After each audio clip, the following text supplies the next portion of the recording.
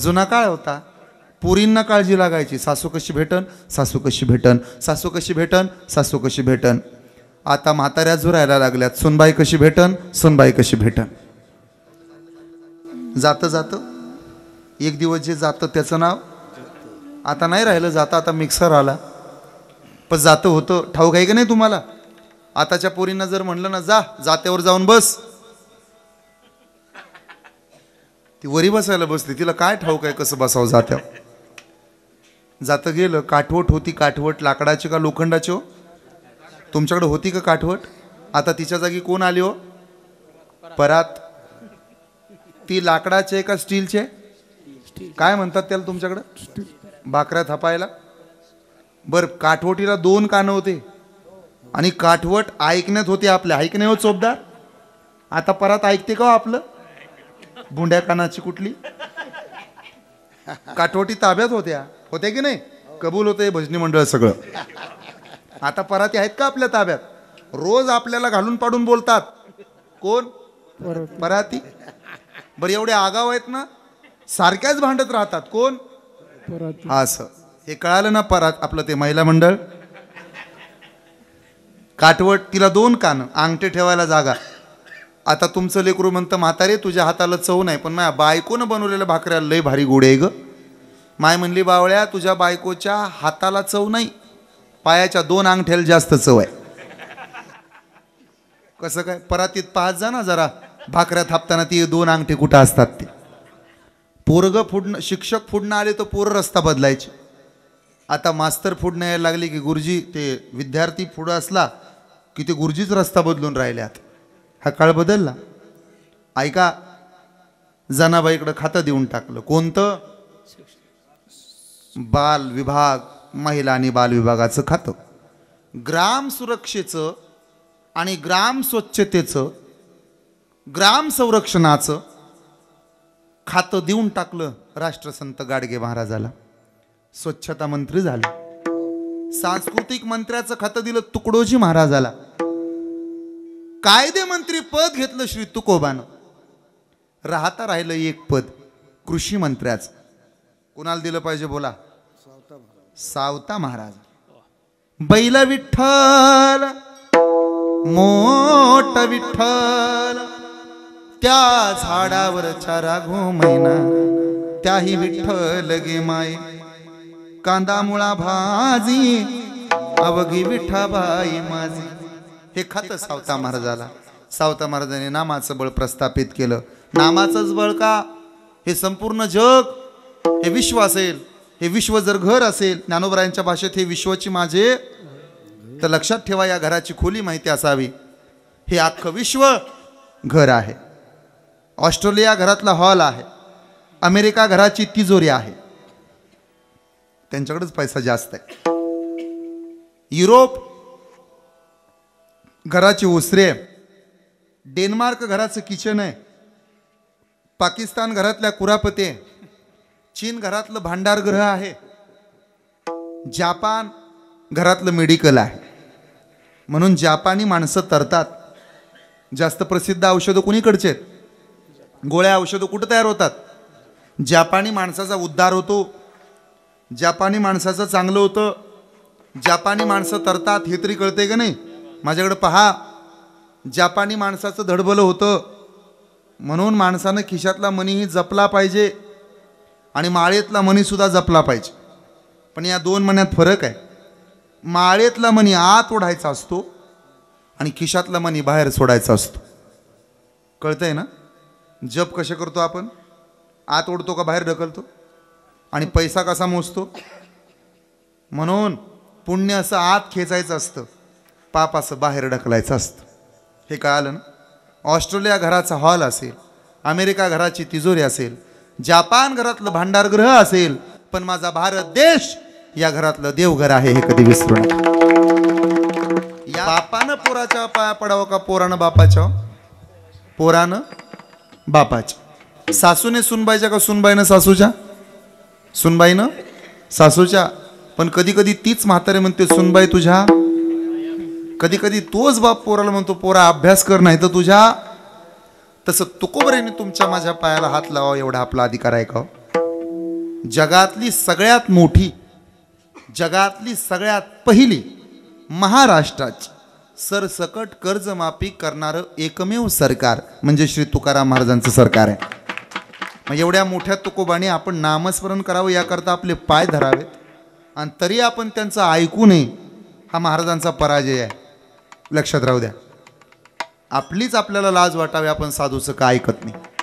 अखंड आयुष्य नामस्मरणात आणि त्याच बळावर अंकित झाले. बळ याचे अंकित आम्ही झालो बळीवंत. कोणतं कोणतं बळ? एक शरीराचं बळ, सत्तेचं बळ, संपत्तीचं बळ, संततीचं बळ, स्वैराधैर्याचं बळ आणि याही पेक्षा नामाचं बळ सगळ्यात मोठं. शरीराचं बळ जास्त दिवस टिकत नाही. आपल्याच डोक्यावरचे केस, आपल्याच ओठावरचे मिशीतले केस आपल्याला विचारून आले का हो पांढरे हो का म्हणून? का की एखाद्यानं अर्ज केला साष्टांग नमस्कार विनंती विशेष, बरेच दिवस काळे होऊन राहिलो आता पांढरं व्हावं म्हणतो. आपल्याच तोंडातला दात आला का विचारायला पडू का? आपलेच डोळे आले का विचारायला दिसायचं कमी येऊ का? ज्या शरीराचं बळ आपण ताकदीनं वापरतो ते शरीर एक दिवस आपली साथ सोडते. सत्तेचं बळ आज आजे आहोत, उद्या कदाचित माझे असो. ते काय कायमस्वरूप आहे? ज्याचं स्वतःचं घड्याळ होतं त्याला सांगावं लागलं कुणाचंही बटन दाबा, तेवढं घड्याळाचं दाबू नका. स्वतःचा धनुष्यबाण असताना त्याला प्रचार करावा लागला, कुणाचंही बटन दाबा, फक्त धनुष्यबाणाचं दाबू नका. हे सत्तेचं बळ आहे. आज आहे तर उद्या नाही. संपत्ती, नाचणारा मोर आणि पैशाचा जोर, या दोन गोष्टी काही जास्त दिवस टिकून राहतात. नाचून झाल्यानंतर मोराला पिसारा आणि जगून झाल्यानंतर श्रीमंत माणसाला पसारा आटपून घ्यावा लागतो. वासनेत बरबटलेलं मन, व्यसनाच्या अधीन गेलेलं तन आणि लबाडीनं कमवलेलं धन कधी फायद्यात येत नाही, हे लक्षात राहू. लबाडीचं धन काय फायद्याचं असतं? एका माणसानं मोटरसायकल चोरली, टू व्हीलर, आणि विकायला गेला तिकडं दीपनगरच्या बाजाराच्या पड्याला नांदेडला, आणि तिथं गेल्यानंतर त्याला गिराईक लागलं, पण ते चोरच होतं. मग दोघाचा व्यवहार सुरू झाला, दोघाचा सौदा. द्यायचे का मोटरसायकल? मग काय शोला मांडली का? चांगले आहे का? घुसून पाहिलं का? एक नंबर आहे ना? बोलायचंच काम नाही. द्यायचं बोला 50,000 रुपये, कमी जास्त रुपया होणार नाही. चावी द्या. कशाला? ट्रायल घेऊन आलो, लवकर या. पुन्हा नाही आलं. मग ते 10-15 मिनिटांनी आजूबाजूच्याने विचारलं, का हो आम्ही आता मागणारच होतो मोटरसायकल, पण दिली वाटतं, चांगली होती, पण एक विचारू का पाटील? काय काय भावानं दिली हो? तो म्हणे ज्या भावानं आणली त्याच भावानं दिली, रुपया सुद्धा आगाव घेतला नाही. हे लबाडीच होतं. नाही, संपत्तीचं बळ काय टिकून राहतं? नाही टिकत. 3644 एकर ऊस होता तुकाराम महाराजांच्या सासऱ्याचा. किती एकर? 3644, 3644 एवढा ऊस होता. आपला 1.5 एकर आहे, तोही 265, आणि त्यालाही पेटवल्याशिवाय कारखाना नेत नाही तरी छातड काढतात, आमचा ऊस आहे ना, आमचा ऊस. ऐका, संपत्तीचं बळ काय टिकून राहतं? आपल्यापेक्षा कुणी ना कुणी श्रीमंत असणार आहे. तिसरं बळ आपल्या पाठीमागं लागलं ते संपत्तीचं. चौथं संततीचं. ज्याले 3 पोरं ना, तो असा छातड काढून चालतो गावात.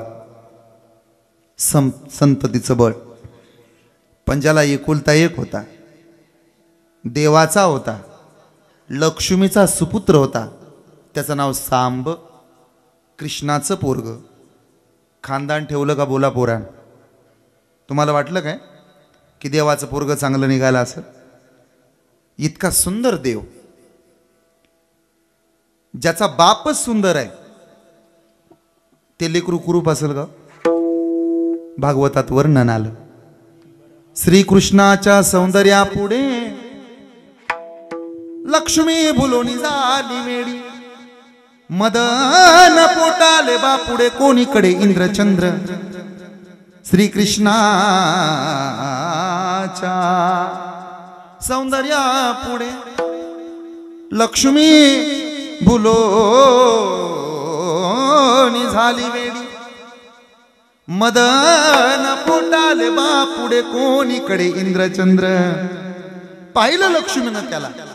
जगातल्या सगळ्यात सुंदर नट्या आणि जगातले सगळ्यात सुंदर नट एकत्र आणावेत आणि मिक्सर मध्ये बारीक करावेत, तरी सुद्धा जो देखना तो श्रीकृष्ण आहे. एकदा पाहिलं राधेनं त्याला तर राधा वेडी झाली. राधा कुणाला म्हणतात? जिच्या आयुष्याची सुरुवात कान्हा, तिचं नाव राधा. जिच्या आयुष्याचा शेवट कान्हा, तिचं नाव राधा. जिच्या आयुष्याचं समर्पण कान्हा, तिचं नाव राधा. राधा शब्द लिहिताना प्रत्येक अक्षरासमोर द्यावा लागला कान्हा, तेव्हा जी पूर्ण झाली तिचं नाव राधा. रच्या पुढं कोण द्यावा लागतो?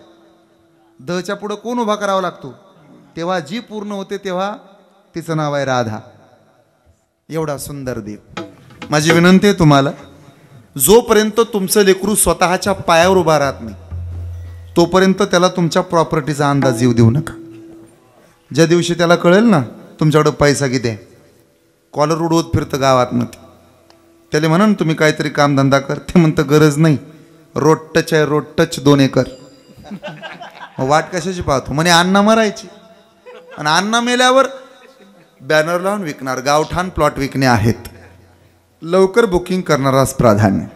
विनंती आहे माझी, जोपर्यंत ते कमवायच्या लायकीचं होत नाही तोपर्यंत त्याला फुकटचा पैसा, जास्तीचा वेळ देऊच नका.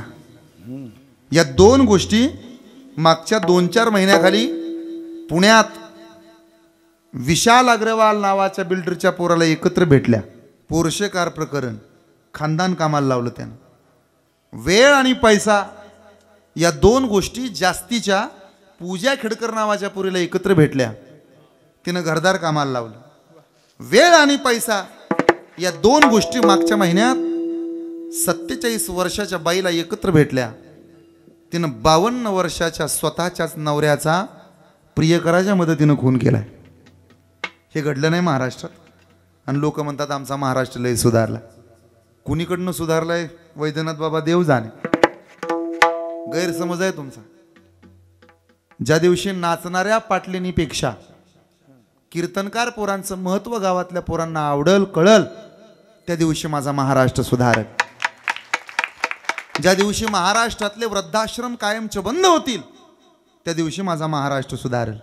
आणि ज्या दिवशी खाकी वर्दीतला पोलीस पांढऱ्या कपड्यातल्या, ढवळ्या कपड्यातल्या, खादीतल्या लोकांना सलाम ठोकायचा बंद होईल त्या दिवशी माझा महाराष्ट्र सुधारेल. गोरगरिबाच्याच गाड्या अडवून राहतो तू, मोठ्याच्या तर गाड्या अडवत नाही तू. आणि लोक म्हणतात महाराष्ट्र सुधारला. कुणीकडून सुधारलाय देव जाणे. माझी विनंती आहे, वेळ आणि पैसा जास्तीच्या गोष्टी कुणालाच मिळू नयेत. हे बळ कमी होत. शेवटचं बळ सांगतो, सोयऱ्या दायऱ्याचं बळ. जोपर्यंत आपल्याकडे पैसा आहे तोपर्यंत रांग आहे दारात. ज्या दिवशी आपल्या जवळचा पैसा, आपला मान कमी होईल त्या दिवशी सोयरे दायरे आपोआप कमी होतात.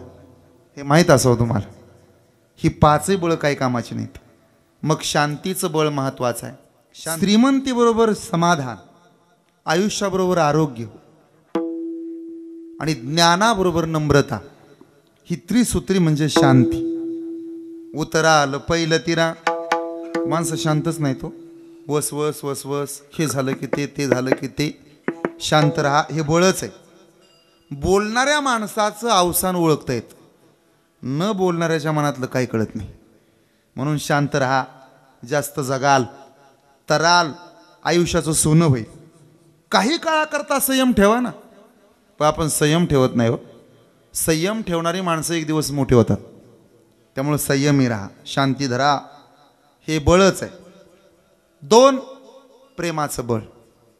भक्ती प्रेमाविन ज्ञान नको देव, आणि याहीपेक्षा प्रेम सुख देई, प्रेम सुख देई. प्रेमाचं बळ आहे.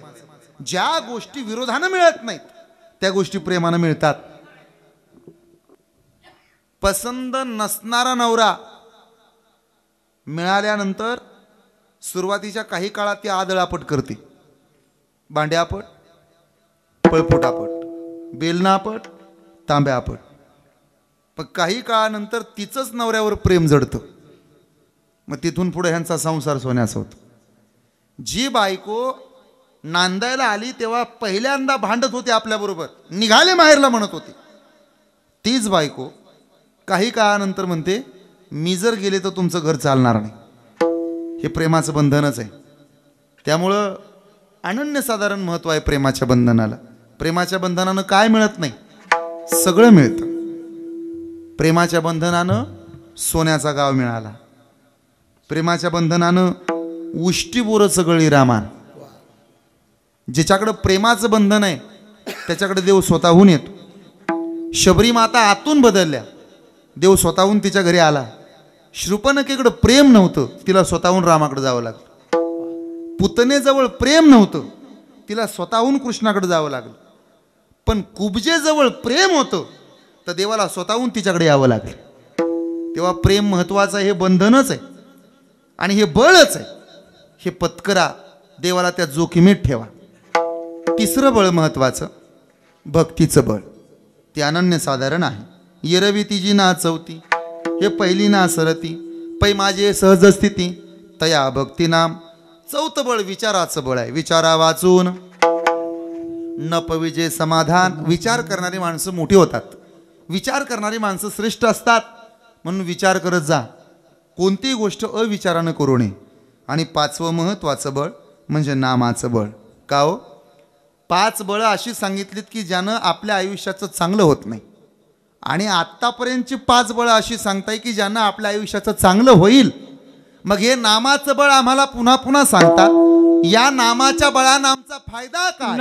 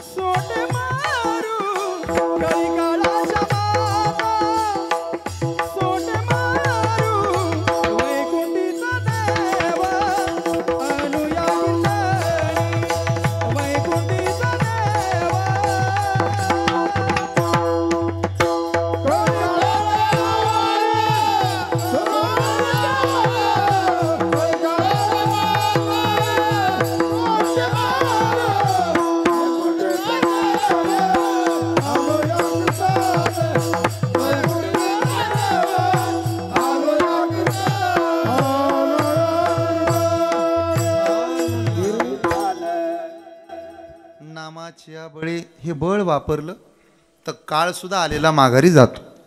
तुम्हाला सर्वांना कल्पना आहे, नामानं काळ जातोच. कशावरून सांगताय? वाल्याचा वाल्या कुळी झाला, अजून दारात आलेलं मरण माघारी गेलं, अजून वानरांकरवी सेतू तयार झाला. अशी कितीतरी उदाहरणांप्रमाणे देता येते. पण त्याच्याकडे न जाता साध्या पद्धतीनं सांगतो, नामस्मरण करा. गाव ते खरं पण आहे बरं पण आहे. सत्यसाच खरे. आता बऱ्याच गोष्टी खऱ्याही नसतात आणि बऱ्याही नसतात. बागुलबुवा खरा पण नाही बरा पण नाही. काही गोष्टी खऱ्या राहतात पण त्या बऱ्या नसतात. तो नागोबा तो खरा आहे पण बरा नाही. तुम्ही जाता ना नागपंचमीच्या सणाला, चालली बाई भावाला पूजायला, तो आमचा भाऊ आहे, वारवाला काय जाता, लाह्या काय टाकता, दूध काय ओतता, आणि तोच तुमचा भाऊ ताईचं काय चाललंय पाहायला किचनच्या कट्ट्यावर उगवल्यावर मग पळायला जागा पुरते का? गोष्ट खरी आहे पण बरी नाही. काही गोष्टी बऱ्या राहतात पण त्या खऱ्या नसतात. कपड्याच्या दुकानात बाहेर उभा राहिलेल्या बाया आमच्या घरच्यांपेक्षा देखणे असतात. एक जण अशी थांबलेली असते, एक जण अशी थांबलेली असते, पण प्लास्टिकच्या असतात. बऱ्या आहेत पण खऱ्या नाहीत. ऐकताय ना? पण देवाचं नाव खरं सुद्धा आणि बरं सुद्धा.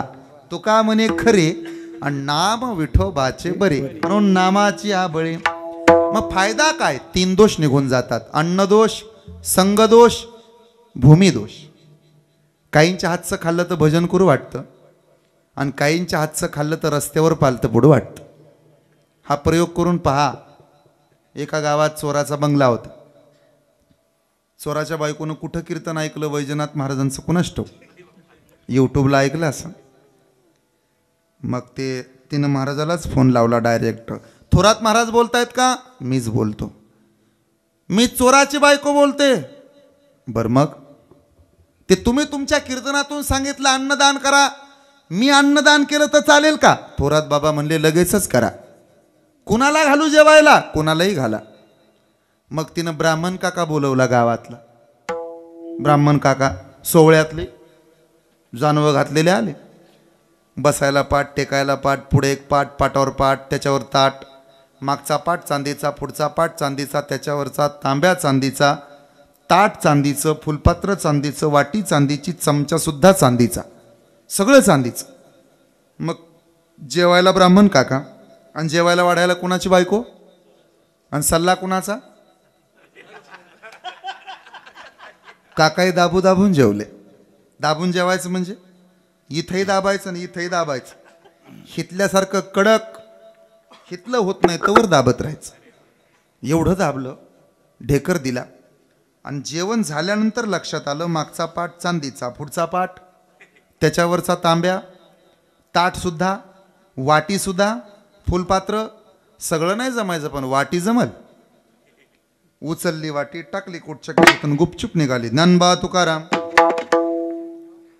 हे गेले निघून घेऊन. पण रात्रभर झोप लागली नाही. कुणाला? ब्राह्मण काकाला. असं कसं झालं?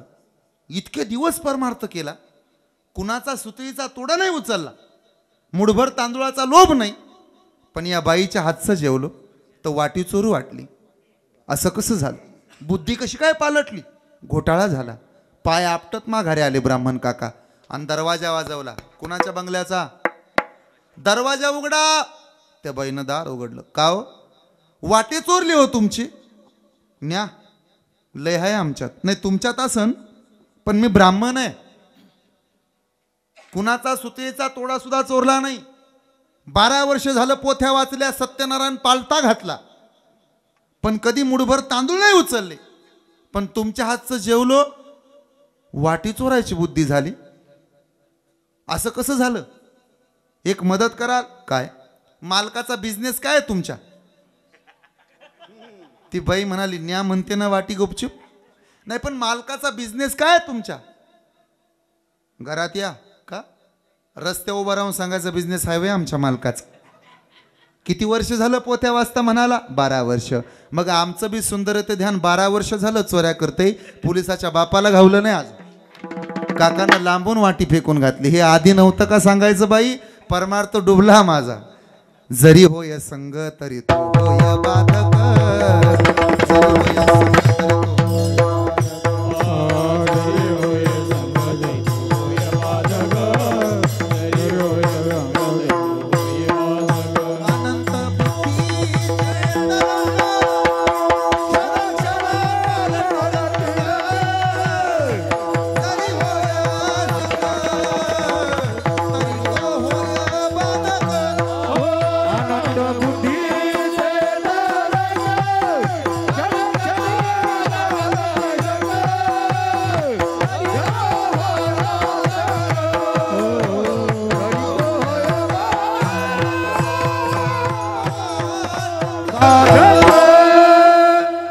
अन्नदोष.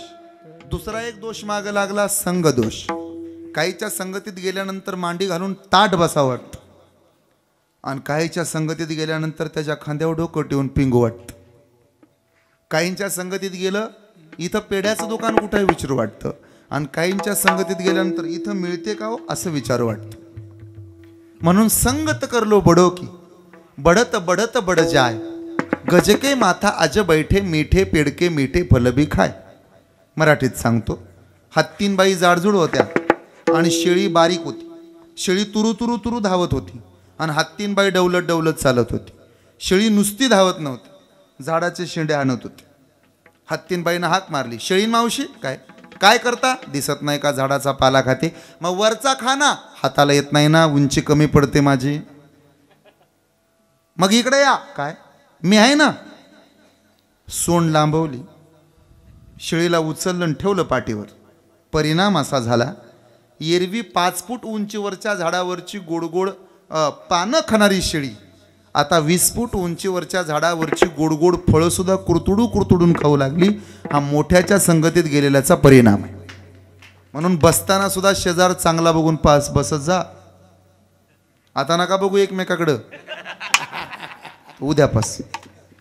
नाही तर पेढवालं होतं, पेढं विकायला आला आपल्या जत्रेत यात्रेत इथं सिद्धनाथमध्ये, पण बसताना चुकलं. उंदरं मारायच्या गोळ्या विकत होतं ना, त्या शेजारी जाऊन बसलं. ह्यानंही दुकान लावलं, त्यानंही दुकान लावलं. ह्याचं होतं पेढ्याचं, त्याचं होतं उंदरं मारायचं. मग हे बसताना चुकलं, मोठ्यानं बोंबलायचं, लई गोडे. पेढवालं लई गोडे, आणि शेजारचं बारीक म्हणायचं, खाल्लं की मरते. हे म्हणायचं लई गोडे, शेजारचं बारीक म्हणायचं, खाल्लं की मरते. दिवसभर मिळ नाही हो. म्हणून संगत मोठ्याची करा, मोठं व्हायला वेळ लागायचा नाही. या उलट एकदा शिवानंद महाराजांच्या समाधीचं दर्शन घ्या, या इथं, आणि या साधूची संगत करा. आयुष्याचं सोनं झाल्याशिवाय राहत नाही. हे का सांगतो? साधूच्या संगतीनं तरुणोपाय आहे. साधूचे संगती तरुण पाय.